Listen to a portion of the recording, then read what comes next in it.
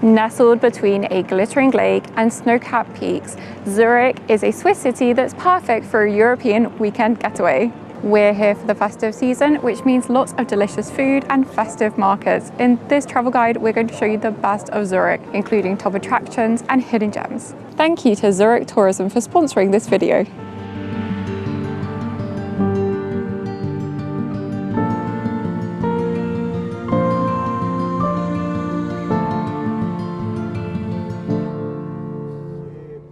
The River Limmat runs through the heart of Zurich, essentially cutting the Old Town in two. Like most cities in Europe, Zurich has a delightful Old Town, which is mainly pedestrianised and filled with shops, boutiques, bars and other attractions. Therefore, no trip to Zurich would be complete without exploring the Old Town, which is what we're going to begin our video with.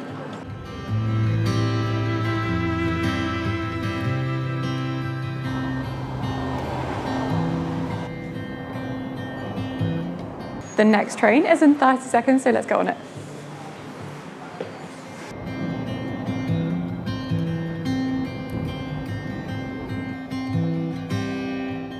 The UBS Polybahn is a 130-year-old bright red funicular that runs from Central to the Poly Terrace. In turn, from here, you get amazing views onto Zurich's Old Town.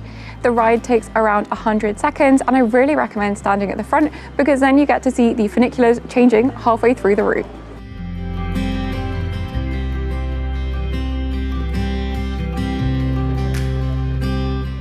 We really enjoyed the view from the top, and we even managed to spy a red kite circling above the city.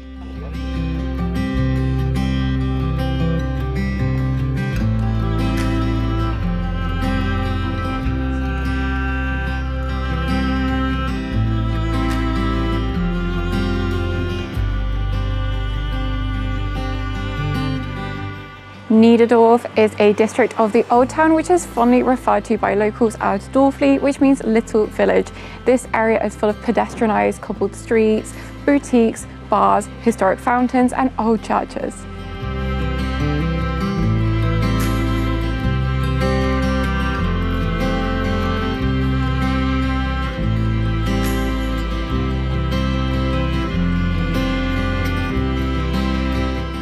All around this district, you'll find lots of little beautiful details. For example, this is Stüssibrunnen, and it is a fountain depicting Rudolf Stüssi, who was a mayor of Zurich in the 1400s, and it shows him defending Zurich against enemy attacks. Elsewhere in this square, you'll find little restaurants.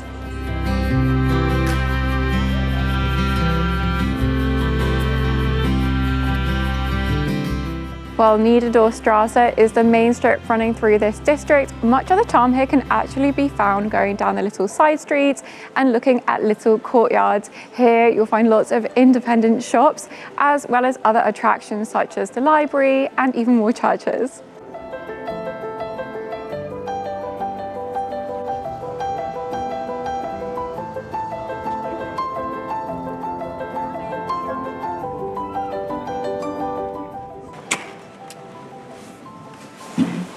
Quite narrow in here.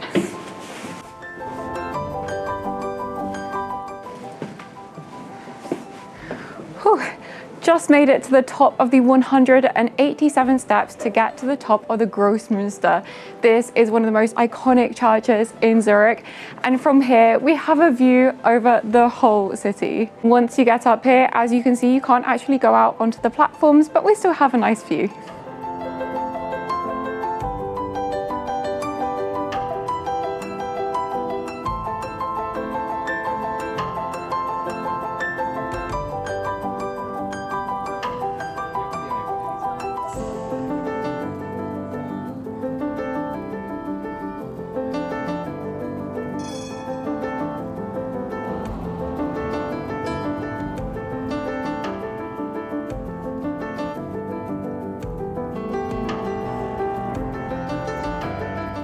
We got lunch at Babu's, which is a bakery and cafe known for its brunch dishes.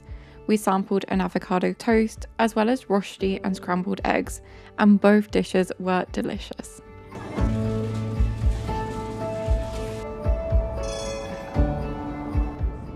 Now that we've explored Niederdorf, we're going to spend the afternoon exploring the other side of the river, which is of course the other half of the Old Town. one of the best views of Zurich, you'll want to come to Rathausbrücke, which means the town pool bridge. From here, you can see the mountains, Lake Zurich, the Grossmünster, and many other of Zurich's top sites.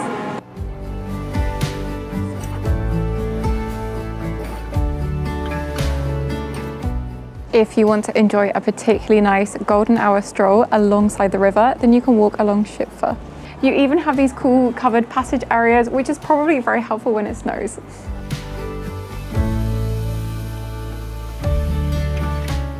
In around 15 before Common Era, Zurich was established as a Roman customs post by the name of Churicum. At that time, this is where the Roman castle would have stood. Today, this area is known as Lindenhof. It's a public park with incredible views onto the river, as well as the surrounding city.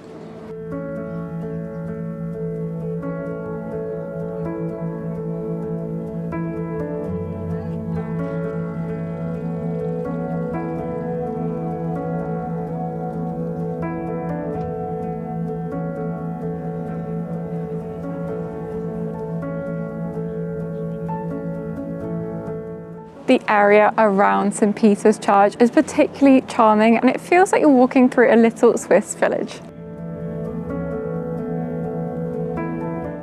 Augustinergasse is a medieval street which is widely considered to be one of the most beautiful streets in Zurich. It's named for a former nearby Augustinian convent which was once on site, and today it's completely pedestrianised, and during the festive season is lit up with some beautiful stars.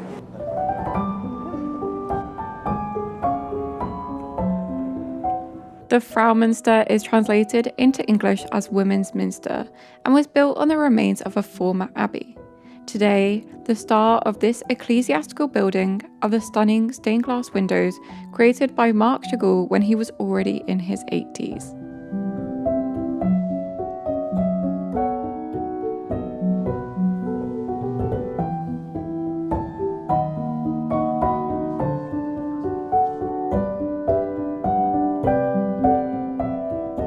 If you head downstairs and into the crypt, then there's a small museum displaying the remains of Fraumünster Abbey, and you can even learn about the 1200-year history of the church.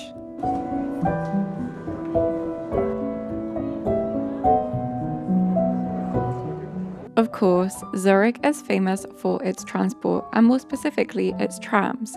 But what you might not know is that during the festive season, there's the Marley tram running. Zurich's beloved fairy tale tram has delighted children for decades and is only available for children between 4 and 9 years old, while angels share festive stories and carols as they tour the city lights.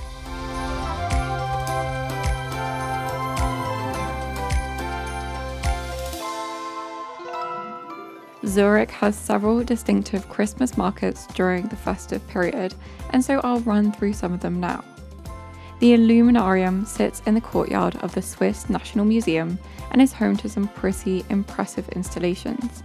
As night falls, the museum's courtyard transforms into a twinkling wonderland of lights, seasonal treats, and joyful cheer.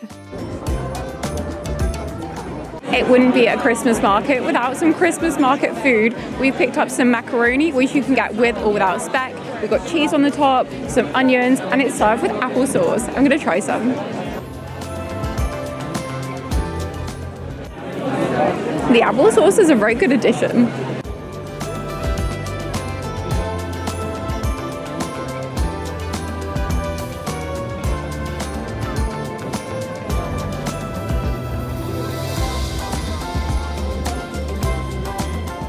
One of the more unique locations for a Christmas market can be found in the form of that which is inside the main train station, and this festive event is known as Polar Zauber. The city's central hub transforms into a polar winter wonderland filled with twinkling illuminations, cinnamon-spiced aromas, and over 100 market stalls.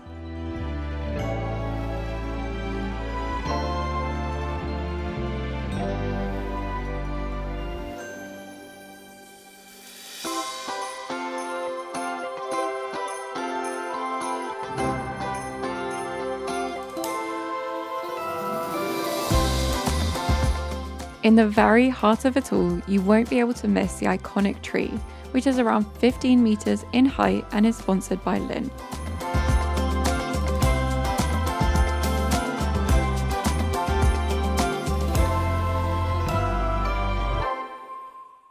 Bahnhofstrasse is one of the best Christmas lights display here in Zurich during the festive season. The lights actually have a nickname, Lucy, and there's a big switch on ceremony to see them. Every day they're lit up and they're best seen when they're against a tram.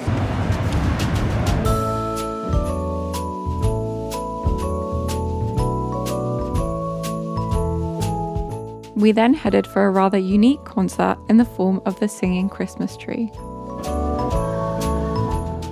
Hello everyone and welcome. We're from the International School of Central Switzerland and we're so happy to be here at the Zurich Christmas Singing Tree. We hope you enjoy the show. Merry Christmas. Standing together as Christmas is here, the waiting is finally over.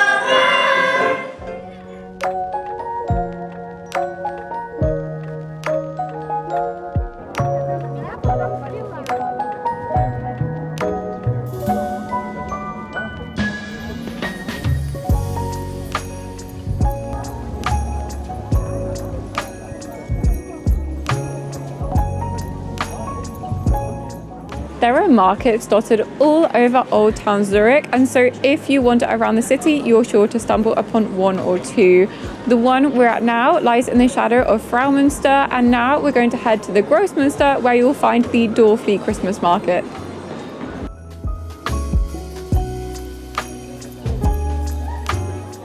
A tiny world of its own, Zurich's oldest Christmas market is held in the heart of the Niederdorf quarter of the Old Town. Here, you'll find all kinds of independent artisans and foodie shops lying in the shadow of the impressive Grossmünster.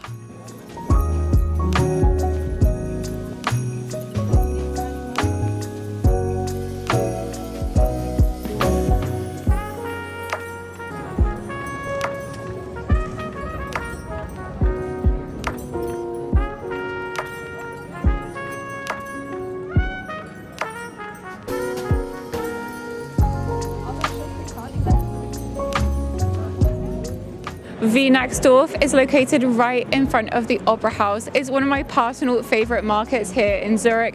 There are over 100 stalls, including handcrafted items, as well as, of course, lots of foodie items. The atmosphere here is just completely convivial and magical.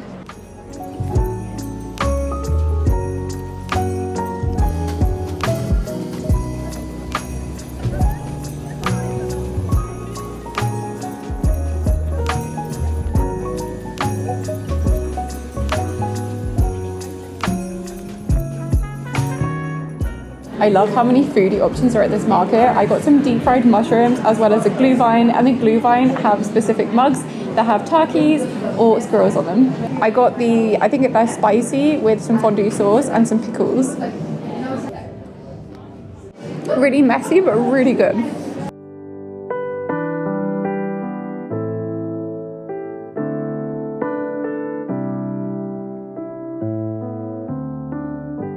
Gooey, rich, and simply delicious. No trip to Zurich would be complete without indulging in a traditional Swiss cheese fondue. We headed to Frau Gerold's Winter Garden pop-up in order to sample this iconic dish for ourselves. The food, paired with the cozy ambiance, was the perfect way to end the day.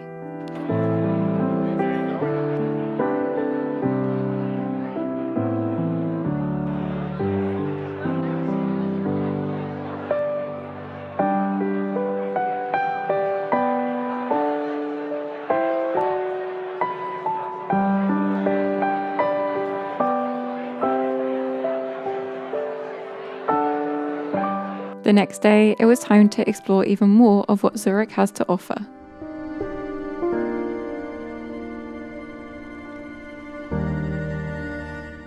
One of the best aspects of Switzerland is undoubtedly its beautiful nature, and luckily from Zurich you can experience both lakeside life as well as time on the mountain. We're beginning our day with a few attractions along Lake Zurich as well as some bird watching.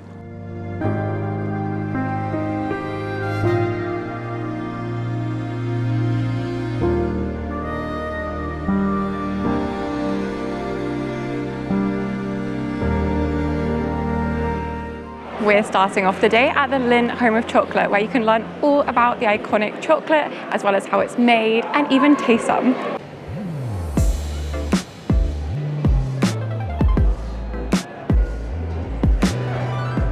Welcome to the Lindt Home of Chocolate. We are the largest Swiss chocolate museum here in Switzerland. We've been open now for around 5 years, and it's already become the most popular museum in all of Switzerland.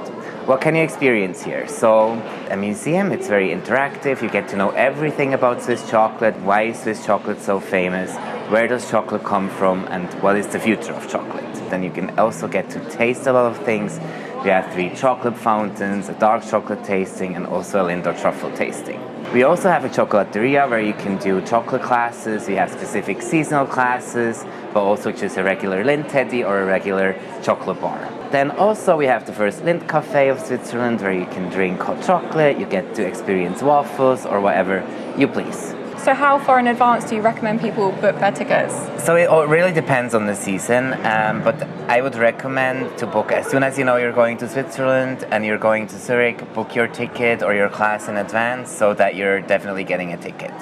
Because it's possible, especially during vacation times, that we're fully booked 3 weeks or even a month in advance. However, we do have some on the spot, but I would really recommend you to book it online as soon as you know. And do you have a personal favorite truffle flavor? Actually, I do love the regular milk one, the red one, but I also really enjoy the stracciatella one. Oh, that one's really good. Yeah. Well, thank you so much for having us. Yeah, of course. Welcome.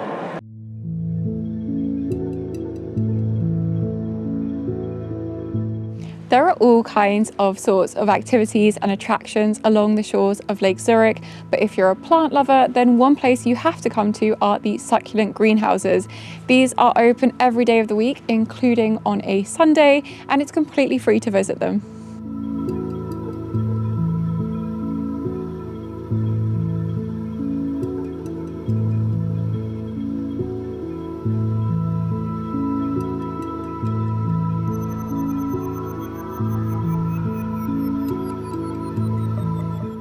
This is one of the world's most important collection of succulents. There are over 4,500 varieties to be seen here from 78 different families. And what I like the most is that lots of the rooms are divided into where they come from in the world, and there are different audio descriptions in both German and English.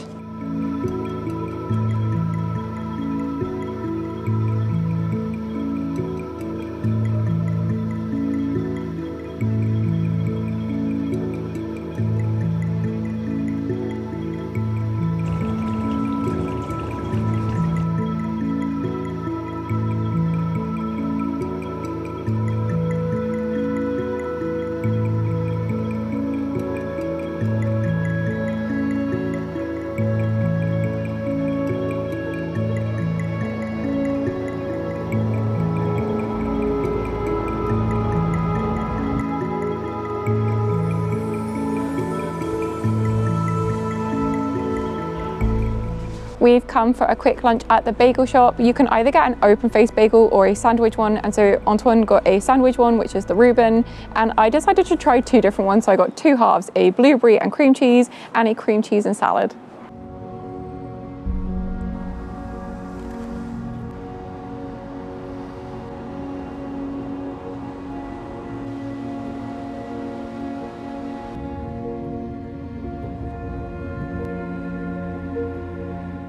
We've just taken the tram from Zurich city centre in order to reach Uetliberg, which is the local mountain. From here, we should have views over the city as well as the lake. There are lots of hiking trails nearby, as well as a few cafes at the top.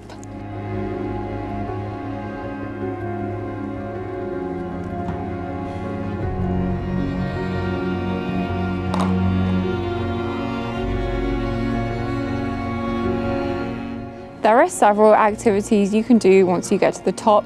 In the winter, there's curling, you can get hot drinks, but my favorite thing of all has to be this metallic tower. For 2 Swiss francs per person, you can pay to climb all the way to the top. There are quite a lot of steps, but I think once we get to the top, the view is going to be incredible.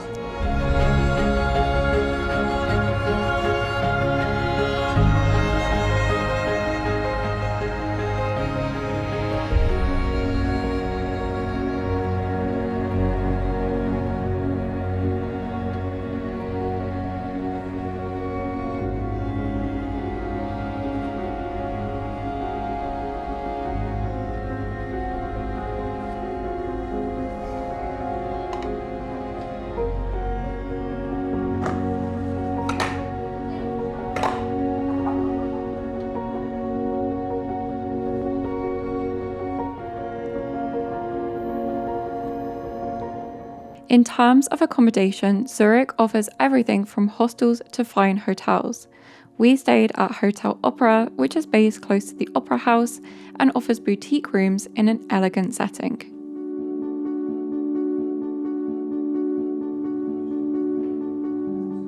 For dinner, we dined at a very special vegetarian restaurant. Haus Hiltel holds the Guinness World Record for being the world's oldest continuously run vegetarian restaurant. There are a couple of ways you can dine here, including by indulging in the buffet, but we personally opted for the a la carte option.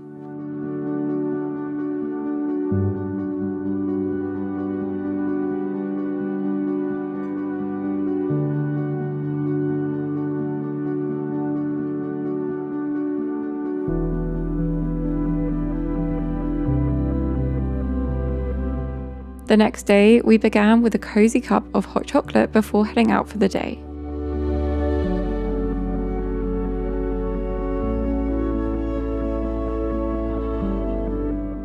Don't worry if you plan your trip to Zurich and it is a great day out or it's raining, because there are plenty of museums to explore. We're starting off this morning at the Kunsthaus, which is of course the art museum.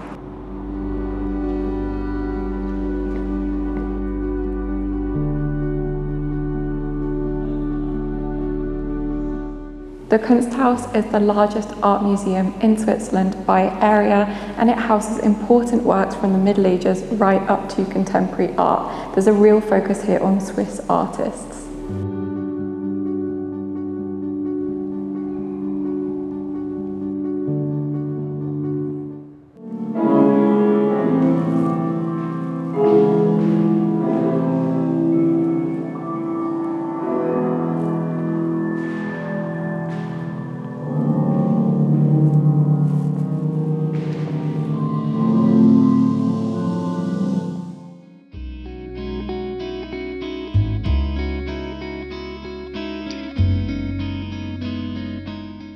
The museum is actually formed of two buildings, the Chipperfield building and the Moser building. One building has newer art, whereas the other one has older art, and handily enough, there's actually an underground passageway connecting the two buildings.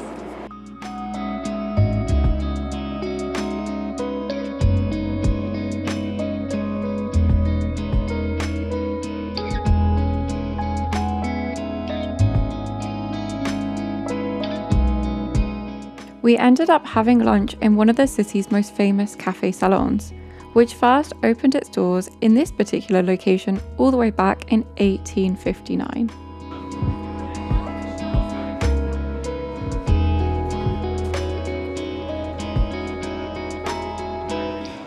We're trying the famous hot chocolate with the cream.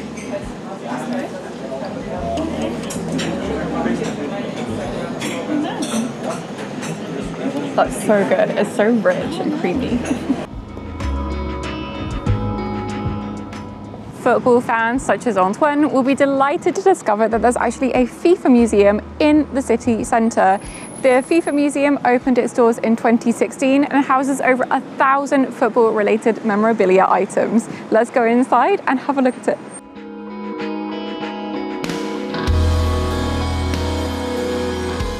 I particularly loved how interactive this museum was, offering up the chance to not only learn about the history of football, but also see plenty of memorabilia.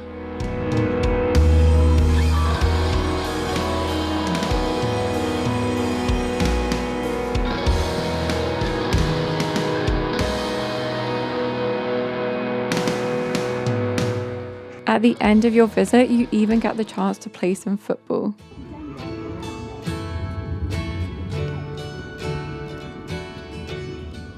We've come to the Swiss National Museum, which is home to lots of Swiss treasures. You can find lots of historical artifacts as well as exhibitions about life here. We're starting off in this area, which is full of Christmas-themed nativities.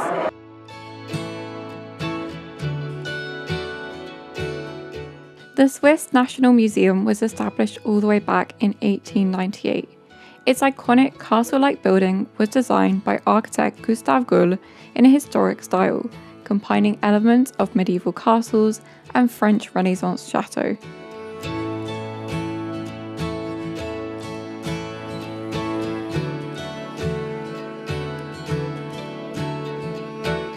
I must say that I have really enjoyed our time here, and I'd love to come back to explore during different seasons, including the summer. Thank you so much for watching, and don't forget to like and subscribe for more Europe travel content. See you next week.